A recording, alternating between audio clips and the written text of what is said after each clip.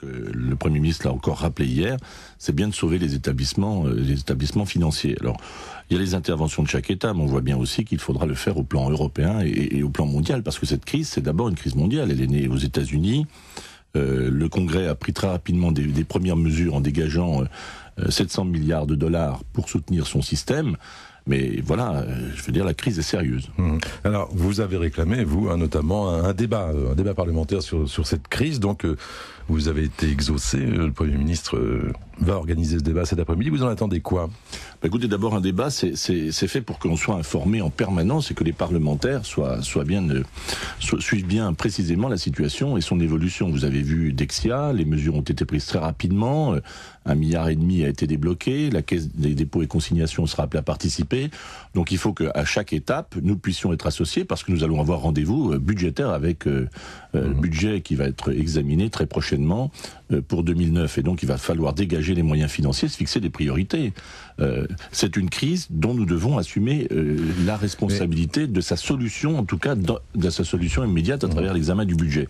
Et donc on pourra à cette occasion réaffirmer ce que nous souhaitons, c'est que on explique bien qu'on ne pourra pas tout faire aux Français et qu'il faudra réorienter un certain nombre de dépenses, notamment des dépenses pour davantage de croissance et pour soutenir la croissance. Alors on va en parler, mais François Sauvadet, est-ce que c'est le moment de débattre ? Enfin, je vous pose une question parce qu'on a l'impression qu'il y a une panique et qu'il faut agir vite, très vite. Enfin, on voit le président de la République qui est à peu près sur tous les fronts, donc on se dit, bon, on comprend le désir d'être informé des parlementaires, bien sûr, mais est-ce que c'est le moment de débattre en plein milieu de cette crise ? C'est pas simplement être informé, c'est être associé à la prise de décision. Le Parlement va avoir ce rendez-vous budgétaire, je le répète. Donc quand on dégage 22 milliards et qu'on annonce 22 milliards d'euros qui vont être mis à disposition des PME et des particuliers pour favoriser, en tout cas permettre le recours à l'emprunt, qui va être extrêmement difficile pour nos entreprises, bien voilà, il va falloir les trouver, les 22 milliards. Et ça se fera dans des conditions qu'on doit examiner ensemble, gouvernement et Parlement. Et ça veut dire qu'il va falloir serrer la ceinture ailleurs, donc...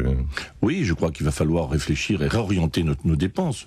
Je vais prendre un exemple très concret. Nous savons, et la Cour des comptes l'a redit récemment, que notamment sur les allègements de charges, sur les bas salaires qui sont consentis en très grandes entreprises de plus de 5000 salariés, ça n'a pas d'effet levier sur l'emploi. C'est 30 milliards d'euros. Eh bien, il va falloir réorienter les dépenses qui ne sont pas utiles, ou en tout cas dont l'efficacité n'est pas avérée, pour soutenir l'économie et faire en sorte qu'on puisse éviter le trop fort retour de croissance qui sera la deuxième onde de choc. La première, c'est la situation du système bancaire, les banques qu'il faut sauver. La seconde, c'est permettre l'accès au crédit des TPE, des PME et des particuliers, sans quoi c'est l'ensemble du système qui risque de se tasser. Mais vous vous sentez en phase sur tous ces sujets au sein de la majorité, enfin l'UMP, le nouveau centre Oui, je crois qu'il y a vraiment un grand sens des responsabilités.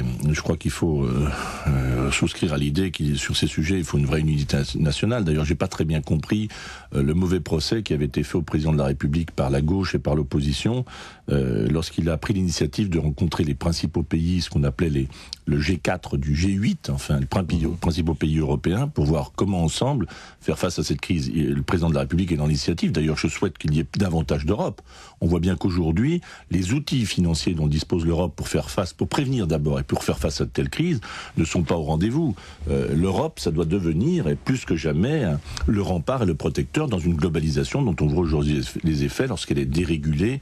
C'est une crise de l'extrême libéralisme. Et d'ailleurs, moi, je souhaite que les responsables de ces situations et les responsabilités soient clairement trouvées et qu'elles soient assumées. Vous avez vu encore, c'est honteux, cette histoire des dirigeants, des anciens dirigeants de banques ou d'établissements qui, lorsqu'ils ont conduit leurs établissements dans de telles situations, en plus partent avec des golden parachutes. Enfin, c'est amoral. Il faut légiférer sur ces sujets. Précisément, il va peut-être falloir légiférer parce que quand on entend la présidente du MEDEF dire oui, c'est un code éthique, c'est une recommandation pour les entreprises en termes de rémunération, enfin de tirer les conclusions, les leçons de cette crise. C'est juste des recommandations, ça suffit à votre avis ou il faut moraliser ça par la loi ? Attendez, il faut moraliser. On peut pas accepter qu'on gagne de l'argent quand on fait gagner de l'argent à une entreprise, ça me paraît tout à fait légitime. Moi, je suis pour l'esprit d'initiative, pour la responsabilité. Mais quand on a échoué, on ne gagne pas quand on échoue. Enfin, cette situation est complètement à la morale. On parlait du départ de dirigeants qui allaient partir dans une situation de crise en laissant derrière eux des dettes terribles, et qui partaient avec des golden parachutes de l'ordre de 3 millions d'euros. Enfin, attendez, je crois que quand on a échoué et on doit assumer sa responsabilité. Alors, maintenant, il y a le budget. Donc, vous en parliez il y a un instant. Et puis, il y a le déficit de la France. Est-ce que vous croyez qu'il est raisonnable de dire encore que, d'ici 2012, on aura réduit ce déficit? Je ne crois pas aujourd'hui qu'on puisse parvenir à l'objectif de l'équilibre budgétaire en 2012. C'est pas un objectif qui sera tenable. Ce budget, cette année encore, malgré les efforts qui sont faits pour maîtriser les dépenses et ses croissances zéro dépenses, on voit qu'il affiche un déficit public de l'ordre de 52 milliards d'euros. 52 milliards sur 350 milliards de budget. Vous voyez l'importance de ce déficit. Nous disons la situation effectivement est difficile et il y aura un retour de croissance, donc des recettes qui seront moins fortes pour notre budget. Mais dans le même temps, il faut pas relâcher l'effort qui doit être consenti, notamment pour la réforme de l'État. Et moi, je pense qu'il suffit pas d'afficher comme objectif le non-renouvellement d'un fonctionnaire sur 2. Il faut aller au-delà. Il faut maintenant qu'avec les Français, dans le cadre de l'Union européenne, on réfléchisse à ce que doit être un État moderne. Que doit apporter un État moderne comme service, comme régulation, et que ce périmètre soit revu. Aujourd'hui, on a, vous l'avez vu, on a de la décentralisation, confier des responsabilités nouvelles au Conseil général, au Conseil régional. Nous avons une administration d'État qui reste trop lourde, et d'autres pays ont réussi cette réforme. Moi, je souhaite qu'on l'engage avec beaucoup plus de vigueur sur son périmètre lui-même. Est-ce qu'on réfléchit bien, François Sauvadet, en période de crise, enfin en période de crise aussi aiguë? Je crois que d'abord, on n'a pas le choix. Je veux dire, d'autres États ont réussi. Je prends l'exemple de l'Allemagne qui est parvenue, malgré, vous savez, les circonstances de la réunification, qui a demandé des efforts très lourds entre l'Allemagne de l'Ouest et l'Allemagne de l'Est, en direction de l'Allemagne de l'Est. Ils ont réussi à parvenir à l'équilibre budgétaire. Ce que d'autres ont réussi, nous devons le réussir. On ne le fait pas contre les Français, il faut le faire avec les Français. Il faut une vraie pédagogie de la réforme. Et je le redis, les collectivités territoriales, les conseils régionaux, les conseils généraux ne doivent pas s'exonérer de leurs propres responsabilités dans la maîtrise de la dépense. Il y a peut-être une autre idée aussi qu'on entend ici et là, c'est se dégager un peu des critères de Maastricht. Je crois pas que ça entraîne votre adhésion. Non, pas du tout. Moi, je crois qu'il faut être responsable. Écoutez, est-ce qu'on a le droit de continuer à creuser de tels déficits et de laisser la solution de ces problèmes à nos enfants? C'est un problème de responsabilité, de morale, tout simplement, politique. Il faut qu'on assume le devoir que nous avons de parvenir à un équilibre entre nos recettes et nos dépenses en étant au rendez-vous de ce qu'attendent les Français sur le fonctionnement d'un État moderne. Je le répète, d'autres pays ont réussi. Nous devons le réussir et je crois qu'il faut s'y engager avec beaucoup de vigueur et avec les Français eux-mêmes. C'est-à-dire, c'est à nous ensemble de dire ce que nous voulons et ce que nous attendons d'un État moderne. Vous trouvez qu'Henri Guénaud, le conseiller du président, a une tendance de temps en temps à parler trop fort sur ces sujets-là notamment? Oui, je crois que quand on annonce qu'on peut s'exonérer de la règle commune de parvenir à réduire nos déficits, je suis pas sûr que ce soit une bonne idée, et surtout au moment où on recherche des critères de convergence. D'ailleurs, moi je pense qu'il faudrait aller au-delà. La convergence, elle doit se faire pas simplement sur des critères de déficit de moins de 3%, elle doit se faire aussi au plan fiscal, au plan social, et de ce point de vue, nous avons à progresser. On a besoin de plus d'Europe régulatrice, plus d'Europe qui puisse peser dans l'ordre du monde. On en voit aujourd'hui l'absence et on en ressent aujourd'hui les conséquences de cette absence d'Europe.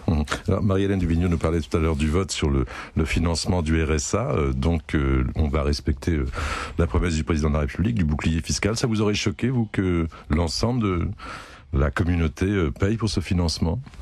Oui, je dois dire que je l'avais d'ailleurs indiqué au président de la République lorsque nous voyons chaque semaine. Je lui ai indiqué que moi j'étais pas d'accord avec cette idée de considérer que le bouclier fiscal devait s'appliquer dans un effort de solidarité pour financer le RSA, et j'estimais que si on demande un effort à tous, il doit être demandé, partagé par tous. Et cette idée du bouclier ne me convient pas. Mais cela dit, j'ai plaidé et nous avons obtenu qu'il y ait une mesure de justice et d'équité, puisque vous le savez, on a obtenu le plafonnement des niches fiscales. C'est simplement qu'en cumulant les avantages fiscaux, on ne puisse pas échapper au champ de l'impôt. Et ce profit, c'est-à-dire ce que nous allons récupérer avec ce plafonnement des niches fiscales, va être consacré au financement du RSA. Donc les plus riches de nos compatriotes contribueront au financement du RSA, qui est une belle idée, une idée juste. L'idée du RSA, c'est simplement faire en sorte que quand on travaille, on ne perd pas par rapport à cette situation antérieure. François Sauvadet, dernière question. Est-ce qu'on se sent bien au nouveau centre? Est-ce qu'on se sent bien si près de l'UMP? Bon, écoutez, d'abord c'est un choix politique. Vous savez, on parle souvent du carrefour des centres, de l'éclatement des centres. Non, ça correspond à des choix politiques. Disons qu'il y a des centristes. Oui, mais il y a des centristes qui ont fait le choix du parti unique, qui sont allés à l'UMP. C'est pas notre choix, parce qu'on pense qu'un parti unique, ça ne peut pas être une réponse politique pour garantir des majorités durables et solides et susciter l'adhésion de nos compatriotes. Il y a ceux des centristes qui ont fait le choix du MoDem, c'est-à-dire qui sont dans une alliance à gauche. C'est un choix politique différent du nôtre. Nous, au Nouveau Centre, nous avons fait un choix simple. Nous avons voulu rendre utiles nos idées en participant à la majorité présidentielle dans un large rassemblement parce qu'on pense que la situation l'exige. Donc nous sommes au centre droit, dans une stratégie d'alliance avec l'UMP. Je ne suis pas à l'UMP. Nous avons un dialogue permanent. Lorsqu'il y a des désaccords, on les affirme. Je ne recherche pas la différence pour assumer l'existence. On cherche simplement à assumer ce que nous sommes et à porter ce que nous sommes. Il y a un vrai courant traditionnel de pensée, vous savez, de centre droit, des gens qui sont simplement dictés par le bon sens et qui se disent qu'on doit être utile à la France dans les circonstances qu'on traverse et préparer l'avenir de nos enfants. Voilà, c'est un choix politique clair. François Sauvadet, merci, bonne journée et bon débat parlementaire. Merci.